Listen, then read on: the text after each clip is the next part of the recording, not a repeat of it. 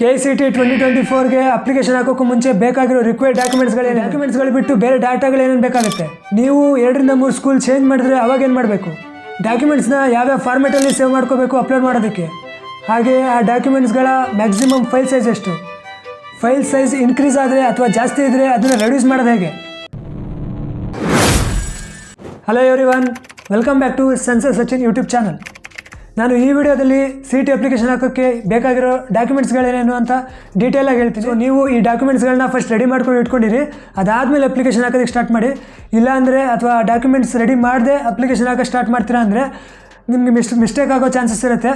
So first ಡಾಕ್ಯುಮೆಂಟ್ಸ್ನ ready ಮಾಡ್ಕೊಂಡು ಇಟ್ಕೊಂಡಿರಿ, ಅದೆಲ್ಲ ಫೈಲಲ್ಲಿ ಸೇಫಾಗಿ ಇಟ್ಕೊಂಡಿರಿ. ಅದಾದಮೇಲೆ ನೀವು ಅಪ್ಲಿಕೇಶನ್ ಹಾಕೋದಕ್ಕೆ ಸ್ಟಾರ್ಟ್ ಮಾಡಿ. ಸೊ ಟಾಪಿಕಿಗೆ ಬಂದರೆ ಫಸ್ಟ್ ನಿಮಗೆ 10th ಮಾರ್ಕ್ಸ್ ಶೀಟ್ ಬೇಕಾಗುತ್ತೆ ಅಥವಾ 10th ಮಾರ್ಕ್ಸ್ ಕಾರ್ಡ್ ಬೇಕಾಗುತ್ತೆ. ಅದನ್ನು ನೀವು ಸ್ಕ್ಯಾನ್ ಮಾಡಿ ಒಂದು PDF ಫಾರ್ಮೆಟಲ್ಲಿ ಸೇವ್ ಮಾಡಿ ಇಟ್ಕೊಂಡಿರ್ಬೇಕಾಗತ್ತೆ. ಅದರ ಸೈಜು ಅಥವಾ ಫೈಲ್ ಸೈಜ್ ಏನಾಗಿರುತ್ತೆ ಅದು 1 MBಗಿಂತ ಕಮ್ಮಿ ಇರಬೇಕು. ನೆಕ್ಸ್ಟು ನೀವು ರಿಪೀಟರ್ಸ್ ಆಗಿದ್ದರೆ 12th ಮಾರ್ಕ್ಸ್ ಶೀಟ್ ಬೇಕಾಗುತ್ತೆ ಅಥವಾ 12th ಮಾರ್ಕ್ಸ್ ಕಾರ್ಡ್ ಬೇಕಾಗುತ್ತೆ. ಅದರದ್ದು ಕೂಡ ನೀವು ಸ್ಕ್ಯಾನ್ ಮಾಡಿ PDF ಫಾರ್ಮೆಟಲ್ಲಿ ಸೇವ್ ಮಾಡಿ ಇಟ್ಕೊಂಡಿರಬೇಕು. ಅದರ ಸೈಜ್ ಕೂಡ ಲೆಸ್ ದೆನ್ 1 MB ಇರಬೇಕು. ಸೊ ನೆಕ್ಸ್ಟ್ ಏನು ಬೇಕಾಗುತ್ತೆ ಅಂದರೆ ನಿಮ್ಮ ಲೇಟೆಸ್ಟ್ ಫೋಟೋ ಬೇಕಾಗುತ್ತೆ. ನೀವು ಸ್ಟುಡಿಯೋಗೆ ಹೋದಾಗ ಅಥವಾ ಫೋಟೋ ತೆಗ್ಸೋಕೆ ಹೋದಾಗ ಬ್ಯಾಕ್ಗ್ರೌಂಡಲ್ಲಿ ವೈಟ್ ಸ್ಕ್ರೀನ್ ಹಾಕಿಸಿ ಆಮೇಲೆ ಫೋಟೋ ತೆಗ್ಸಿ. ವೈಟ್ ಸ್ಕ್ರೀನ್ ಹಾಕಿದರೆ ಬೆಟರ್ ಇರುತ್ತೆ, ನಿಮ್ಮ ನೀಟ್ ಎಕ್ಸಾಮ್ ಬರೆಯೋದಕ್ಕೆಲ್ಲ ಯೂಸ್ ಆಗುತ್ತೆ. ಎಷ್ಟಾಗುತ್ತೋ ಅಷ್ಟು ಮ್ಯಾಕ್ಸಿಮಮ್ ಫೋಟೋ ಕಾಪಿನ ತೆಗ್ಸಿ, ಅಂದರೆ ಒಂದು 10 ರಿಂದ 15 ಇದೇನು ಫೋಟೋ ತೆಗ್ಸಿರ್ತೀರೋ ಅದರದ್ದೇ ಒಂದು 15 ಕಾಪೀಸ್ ತೆಗ್ಸಿ. ಏನಕ್ಕಪ್ಪ ಅಂದರೆ ನೀವು ಅಪ್ಲಿಕೇಶನ್ ಹಾಕಿ ಎಕ್ಸಾಮ್ ಬರೆದು ಕೌನ್ಸ್ಲಿಂಗಿಗೆ ಅಟೆಂಡ್ ಆಗಿ ಅದಾದಮೇಲೆ ನೀವು ಕಾಲೇಜಿಗೆ ಏನು ರಿಪೋರ್ಟ್ ಆಗ್ತಿರೋ ಅಲ್ಲಿ ತನಕನೂ ನಿಮಗೆ ಈ ಫೋಟೋಸ್ಗಳು ಬೇಕಾಗುತ್ತೆ.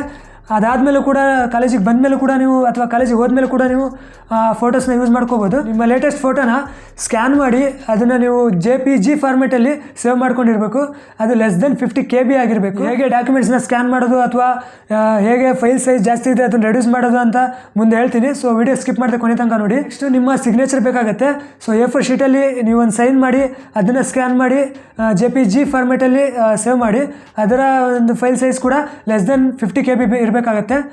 ಫಸ್ಟ್ ನೀವು ಡಾಕ್ಯುಮೆಂಟ್ ಸ್ಕ್ಯಾನರ್ನ ಪ್ಲೇಸ್ಟೋರಿಂದ ಡೌನ್ಲೋಡ್ ಮಾಡಿ ಅದಾದಮೇಲೆ ಓಪನ್ ಮಾಡ್ಕೋಬೇಕು. ಈಗ ಏನು ಸಿಗ್ನೇಚರು ಅಥವಾ ಏನು ಡಾಕ್ಯುಮೆಂಟ್ಸ್ನ ನೀವು ಸ್ಕ್ಯಾನ್ ಮಾಡಬೇಕು ಅದನ್ನು ಸ್ಕ್ಯಾನ್ ಮಾಡಿ. ಸ್ಕ್ಯಾನ್ ಮಾಡಬೇಕಾದ್ರೆ ಅದನ್ನು ನೀವು ಕ್ರಾಪ್ ಕೂಡ ಮಾಡ್ಕೋಬೋದು, ನಿಮಗೆ ಹೇಗೆ ಬೇಕೋ ಕ್ರಾಪ್ ಕೂಡ ಮಾಡ್ಕೋಬೋದು. ಅದಾದಮೇಲೆ ಅದನ್ನು ರೊಟೇಟ್ ಕೂಡ ಮಾಡ್ಬೋದು. ನಿಮಗೆ ಹೇಗೆ ಸರಿ ಅನಿಸುತ್ತೋ ಹಾಗೆ ಕ್ರಾಪ್ ಮಾಡಿ ಅದನ್ನು ನೀವು ಸೇವ್ ಮಾಡ್ಕೋಬೋದು. ನಿಮಗೆ ಹೇಗೆ ಬೇಕೋ ಅದನ್ನು ಕ್ರಾಪ್ ಮಾಡಿ ಆಮೇಲೆ ಸೇವ್ ಮಾಡ್ಕೊಳ್ಳಿ. ನೀವೇನು ಡಾಕ್ಯುಮೆಂಟ್ಸ್ನ ಸ್ಕ್ಯಾನ್ ಮಾಡಿರ್ತೀರೋ ಆ ಡಾಕ್ಯುಮೆಂಟ್ಸ್ನ ಸೇವ್ ಮಾಡಬೇಕಾದ್ರೆ ನಿಮ್ಗೆ 2 ಆಪ್ಷನ್ ತೋರಿಸುತ್ತೆ, ಒಂದು PDF, ಒಂದು JPG.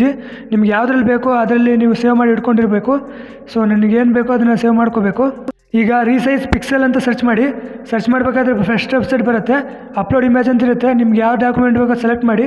ಕಂಪ್ರೆಸ್ ಟು ಫೈಲ್ ಅಂತ ಇರುತ್ತೆ, ಅಲ್ಲಿ ನಿಮಗೆ ಎಷ್ಟು KB ಬೇಕು ಅಥವಾ MB ಬೇಕು ಅಂತ ಸೆಲೆಕ್ಟ್ ಮಾಡಿ. ಸ್ಕ್ರೋಲ್ ಡೌನ್ ಮಾಡಿದ್ರೆ ಡೌನ್ಲೋಡ್ ಆಪ್ಷನ್ ಸಿಗುತ್ತೆ, ಡೌನ್ಲೋಡ್ ಮಾಡ್ಕೊಳ್ಳಿ. ಈಗ ನೋಡ್ಬೋದು ಫಸ್ಟು ಇದು 74 KB ಇತ್ತು. ಅದಾದಮೇಲೆ ನಾನು ಕಂಪ್ರೆಸ್ ಎಷ್ಟಕ್ಕೆ ಮಾಡಿದ್ದೀನಿ ಅಂದರೆ ಈಗ ನೋಡ್ಬೋದು ನೀವು ಇಲ್ಲಿ ನಾನು 43 KBಗೆ ಕಂಪ್ರೆಸ್ ಮಾಡಿದ್ದೀನಿ. ಇದೇ ರೀತಿ ನಿಮ್ಗೆ ಯಾವ ಡಾಕ್ಯುಮೆಂಟ್ಸ್ ಬೇಕೋ ಎಷ್ಟಕ್ಕೆ ಬೇಕೋ ಅಷ್ಟಕ್ಕೆ ಸೇವ್ ಮಾಡ್ಕೋಬೋದು. ಸೊ ನೆಕ್ಸ್ಟು ನಿಮ್ಮ ರೈಟ್ ಹ್ಯಾಂಡ್ ಅಲ್ಲ ಲೆಫ್ಟ್ ಹ್ಯಾಂಡ್ ಥಂಬ್ ಇಂಪ್ರೆಷನ್ ಬೇಕಾಗುತ್ತೆ.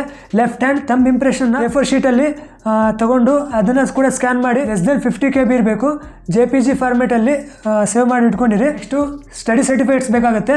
ಸೊ ಇಲ್ಲಿ 7 ಇಯರ್ಸ್ ಸ್ಟಡಿ ಸರ್ಟಿಫಿಕೇಟ್ಸ್ ಬೇಕಾಗುತ್ತೆ. ಫಾರ್ ಎಕ್ಸಾಂಪಲ್ 1 ರಿಂದ 5ನೇ ಕ್ಲಾಸ್ ತನಕ ಒಂದು ಸ್ಕೂಲ್ ಆಗಿದ್ದು, 6ನೇ ಕ್ಲಾಸಿಂದ 10ನೇ ಕ್ಲಾಸ್ ತನಕ ಒಂದು ಸ್ಕೂಲ್ ಆಗಿದ್ದರೆ, ಸೊ ಈಗ 1 ರಿಂದ 5 ಅಂದರೆ 5 ವರ್ಷ ಆಯಿತು. ಅವ್ರು ಕೇಳಿದ್ರು 7 ಇಯರ್ಸ್ ಕೇಳಿದ್ದಾರೆ. ಸೊ ನೀವು 1 ರಿಂದ 5ನೇ ಕ್ಲಾಸ್ ತನಕ ಯಾವ ಸ್ಕೂಲಲ್ಲಿ ಓದಿರ್ತೀರೋ ಅಲ್ಲೂ ಕೂಡ ನೀವು ಸ್ಟಡಿ ಸರ್ಟಿಫಿಕೇಟ್ ಬರೆಸಬೇಕು. ಹಾಗೆ 6ನೇ ಕ್ಲಾಸಿಂದ 10ನೇ ಕ್ಲಾಸ್ ತನಕ ಏನು ಓದಿರ್ತೀರೋ ಆ ಸ್ಕೂಲಲ್ಲೂ ನೀವು ಸ್ಟಡಿ ಸರ್ಟಿಫಿಕೇಟ್ ಬರ್ಸಿರಬೇಕಾಗುತ್ತೆ. ಸೊ ನೀವು 7 ಇಯರ್ಸ್ ಸ್ಟಡಿ ಸರ್ಟಿಫಿಕೇಟ್ ರೆಡಿ ಮಾಡಿ ಇಟ್ಕೊಂಡಿರಬೇಕಾಗತ್ತೆ. ಸೊ ನೆಕ್ಸ್ಟು ಕನ್ನಡ ಮಾಧ್ಯಮ ವ್ಯಾಸಂಗ ಪ್ರಮಾಣ ಪತ್ರ, ಅಂದರೆ ನೀವು ಕನ್ನಡ ಮೀಡಿಯಮಲ್ಲಿ 10 ವರ್ಷ ಓದಿರಬೇಕಾಗತ್ತೆ. 1 ರಿಂದ 10 ತನಕ ಕನ್ನಡ ಮೀಡಿಯಮಲ್ಲಿ ಓದಿರಬೇಕಾಗತ್ತೆ. ಸೊ ಫಾರ್ ಎಕ್ಸಾಂಪಲ್ ಈಗ ನಾನು ಆಗಲೇ ಹೇಳಿರೋ ಹಾಗೆ 1 ರಿಂದ 5ನೇ ಕ್ಲಾಸ್ ತನಕ ಒಂದು ಸ್ಕೂಲು, 5 ರಿಂದ ಅಥವಾ 6 ರಿಂದ 10ನೇ ಕ್ಲಾಸ್ ತನಕ ಇನ್ನೊಂದು ಸ್ಕೂಲಲ್ಲಿ ಓದಿದರೆ ಅವಾಗ ಅದು 5 ವರ್ಷ 10 ವರ್ಷ ಆಗುತ್ತೆ. ಸೊ ಕಂಪ್ಲೀಟ್ 10 ಇಯರ್ಸ್ ಅಥವಾ 2 ಸ್ಕೂಲ್ದು ನೀವು ಕನ್ನಡ ಮೀಡಿಯಂ ಸರ್ಟಿಫಿಕೇಟ್ಸ್ನ ಬರ್ಸ್ಬೇಕಾಗತ್ತೆ. Next rural certificate. ನೀವು 10 ವರ್ಷ ಗ್ರಾಮೀಣ ಪ್ರದೇಶದಲ್ಲಿ ವ್ಯಾಸಂಗ ಮಾಡಿದರೆ ಅಥವಾ ಓದಿದರೆ ಆವಾಗ ನಿಮಗೆ ಇದು ಅಪ್ಲಿಕೇಬಲ್ ಆಗಿರುತ್ತೆ. ಸೊ 1 ರಿಂದ 10ನೇ ಕ್ಲಾಸ್ ತನಕ ನೀವು ಗ್ರಾಮೀಣ ಪ್ರದೇಶದಲ್ಲಿ ಅಥವಾ ರೂರಲ್ ಏರಿಯಾದಲ್ಲಿ ಓದಿರಬೇಕಾಗಿರುತ್ತೆ. ಸೊ ಮತ್ತೆ ಸೇಮ್ 1 ರಿಂದ 5, 6 ರಿಂದ 10 ಬೇರೆ ಬೇರೆ ಸ್ಕೂಲಲ್ಲಿ ಓದಿದ್ರೆ ಆಗ ನೀವು 2 ಸ್ಕೂಲ್ದು ಬರ್ಸ್ಬೇಕಾಗತ್ತೆ, ಅಥವಾ 3 ಸ್ಕೂಲ್ ಚೇಂಜ್ ಮಾಡಿದ್ರೆ ಆ 3 ಸ್ಕೂಲ್ದು ಬರ್ಸಿರ್ಬೇಕಾಗತ್ತೆ. ಅಂದರೆ ಎಲ್ಲ ಸೇರಿಸಿದ್ರೆ 10 ವರ್ಷ ಆಗಿರಬೇಕು. ಆ 10 ವರ್ಷದ್ದು ನೀವು Kannada medium certificate, rural certificate ಬರ್ಸಿರ್ಬೇಕಾಗತ್ತೆ. ಸೊ ನೆಕ್ಸ್ಟ್ ಕ್ಯಾಸ್ಟ್ ಸರ್ಟಿಫಿಕೇಟ್ ಮತ್ತು income certificate. Caste and income certificate valid ಆಗಿರಬೇಕು, ಅಥವಾ ಅದರ ವ್ಯಾಲಿಡಿಟಿ ಮುಗಿದಿದ್ರೆ ನೀವು ರಿನ್ಯೂವಲ್ ಮಾಡಿಸ್ಬೇಕಾಗತ್ತೆ. ಸೊ ಅದರ RD ನಂಬರ್ ಏನಿರುತ್ತೆ ಅದು ನಿಮಗೆ ಬೇಕಾಗಿರುತ್ತೆ. ವ್ಯಾಲಿಡಿಟಿ ಮುಗಿದಿದ್ರೆ ಆದಷ್ಟು ಬೇಗ ನೀವು ರಿನ್ಯೂವಲ್ ಮಾಡಿಸಿ. ಸೊ ನೆಕ್ಸ್ಟ್ ವ್ಯವಸಾಯಗಾರರ ದೃಢೀಕರಣ ಪತ್ರ, ಅಂದರೆ ಅಗ್ರಿಕಲ್ಚರ್ ಲ್ಯಾಂಡ್ ಇದ್ದರೆ ನೀವು ವ್ಯವಸಾಯಗಾರ ದೃಢೀಕರಣ ಪತ್ರ ಮಾಡಿಸ್ಬೇಕಾಗತ್ತೆ. ಇದರಿಂದ ರಿಸರ್ವೇಷನ್ ಕೂಡ ಸಿಗುತ್ತೆ. ಹೈದರಾಬಾದ್ ಕರ್ನಾಟಕದವರಾದರೆ 371J ಡಾಕ್ಯುಮೆಂಟ್ನ ರೆಡಿ ಮಾಡಿ ಇಟ್ಕೊಂಡಿರಿ. ಹಾಗೆ ಹೊರನಾಡು ಗಡಿನಾಡು ಕನ್ನಡಿಗ ಕೋಟ, ಹಾಗೆ ಜಮ್ಮು ಆ್ಯಂಡ್ ಕಾಶ್ಮೀರ್ ವಲಸೆಗಾರರ ಕೋಟ, ಈ ಥರದ್ದು ಏನಾದಿದ್ರೆ ಅದರ ರಿಲೇಟೆಡ್ ಏನು ಡಾಕ್ಯುಮೆಂಟ್ಸ್ ಬೇಕು ಅದನ್ನು ರೆಡಿ ಮಾಡ್ಕೊಂಡಿರಿ. ಹಾಗೆ NCC, sports, defence, X defence ಅಥವಾ ಫಿಸಿಕಲ್ ಹ್ಯಾಂಡಿಕ್ಯಾಪ್ ಈ ಥರ ಏನೇ ಇದ್ದರೂ ಅದರ ರಿಲೇಟೆಡ್ ಡಾಕ್ಯುಮೆಂಟ್ಸ್ ಏನಿರುತ್ತೆ ಅದನ್ನು ರೆಡಿ ಮಾಡಿ ಇಟ್ಕೊಂಡಿರಿ. ಇದೆಲ್ಲದಕ್ಕೂ ಮುಂಚೆ ನಿಮ್ಮ ಹತ್ರ ಒಂದು ಇಮೇಲ್ ID ಇರಬೇಕಾಗತ್ತೆ, ಅದು ಆ್ಯಕ್ಟಿವ್ ಆಗಿರಬೇಕಾಗತ್ತೆ. ಜೊತೆಗೆ ಅದರ ಪಾಸ್ವರ್ಡ್ ನಿಮಗೆ ಗೊತ್ತಿರಬೇಕು. ಹಾಗೆ ಒಂದು ಆ್ಯಕ್ಟಿವ್ ಮೊಬೈಲ್ ನಂಬರ್ ಇರಬೇಕಾಗತ್ತೆ, ಅದರಲ್ಲಿ ನಿಮಗೆ OTP ಅಥವಾ ಯೂಸರ್ ID, ಪಾಸ್ವರ್ಡ್ ಎಲ್ಲ ಸಿಗುತ್ತೆ. ಸೊ 2 ಆ್ಯಕ್ಟಿವ್ ಆಗಿರಬೇಕಾಗತ್ತೆ. ಹಾಗೆ ಫಸ್ಟ್ PUC ರಿಜಿಸ್ಟ್ರೇಷನ್ ನಂಬರ್ ಏನಿರುತ್ತೆ, ಅಥವಾ ನೀವು ಫಸ್ಟ್ PUCಲಿ ಎಕ್ಸಾಮ್ ಬರೀಬೇಕಾದ್ರೆ ಏನು ರಿಜಿಸ್ಟ್ರೇಷನ್ ನಂಬರ್ ಕೊಟ್ಟಿರ್ತಾರೆ ಅದು ಬೇಕಾಗುತ್ತೆ. ನೀವು ರಿಪೀಟರ್ಸ್ ಆಗಿದ್ರೆ 12th ರಿಜಿಸ್ಟ್ರೇಷನ್ ನಂಬರ್, ಹಾಗೆ CET ನಂಬರ್ ಬೇಕಾಗುತ್ತೆ. ನೀವು ಸ್ಟೇಟ್ ಬೋರ್ಡ್ ಅವರಾಗಿದ್ದರೆ ರಿಜಿಸ್ಟ್ರೇಷನ್ ಮಾಡಬೇಕಾದ್ರೆ SSLC ರಿಜಿಸ್ಟ್ರೇಷನ್ ನಂಬರ್ ಹಾಕಿದಾಗ ಅದು ಆಟೋಮೆಟಿಕಾಗಿ ಡಾಟಾ ಫೆಚ್ ಆಗುತ್ತೆ. ಅದರಲ್ಲಿ ನಿಮ್ಮ SATS ID ಕೂಡ ಬಂದಿರುತ್ತೆ.